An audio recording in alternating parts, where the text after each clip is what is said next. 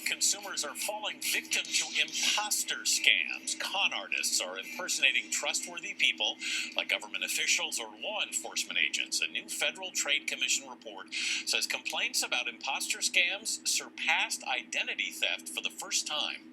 The FTC looked at more than 3 million consumer complaints. In 2016, consumers reported losing more than $744 million overall to fraud.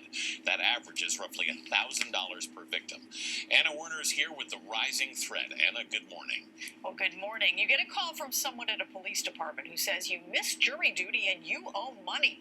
That call might just worry you, as it did a man from California who was told if he didn't pay up, there'd be a warrant out for his arrest. Richard Tanner says the call took him by surprise. I literally was about to hang up when they said, "Are you at this address?" And it was my P.O. box that I've had for many, many years. The man on the other end said he was Sergeant Wade Marshall with the Sheriff's Department, and Tanner owed fines of $1,600 for failing to appear for jury duty. He immediately launched into this very polished sounding, very authentic sounding speech about, we're calling this a courtesy. You have several outstanding citations. Tanner told him he had served jury duty, but the sergeant gave him case and citation numbers with what sounded like police scanners in the background. He instructed Tanner to head immediately to the Sheriff's Department to pay up or face a warrant for his arrest.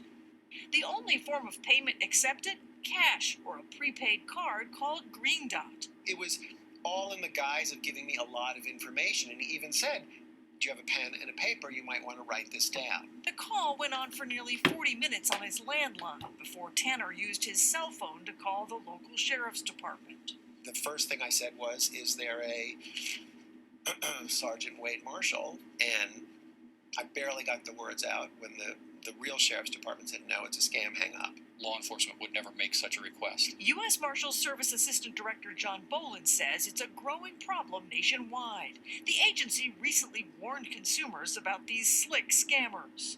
These scammers are extremely well versed in the judicial process.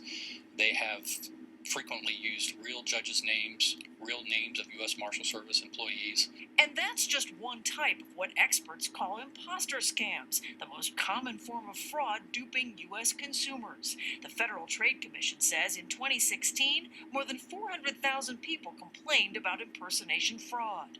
Monica Vaca is FTC's acting associate director.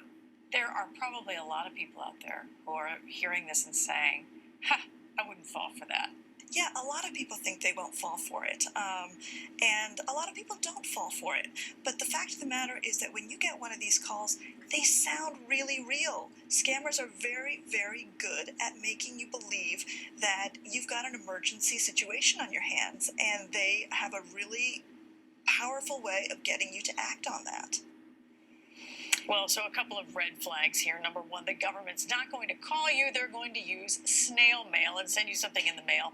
And by the way, of course, they don't take prepaid cards or gift cards. But, 77% of people get these contacts over the phone. And most of the people who are affected by this complaining are age 50 or older. Yep. And a lot of elderly people fall for these scams, too. Scary, your grandmother, your aunt. Yep. So the key is say, well, just send me something in the mail. And hang up. And hang up. Hang up. There you go. Thank you, Anna.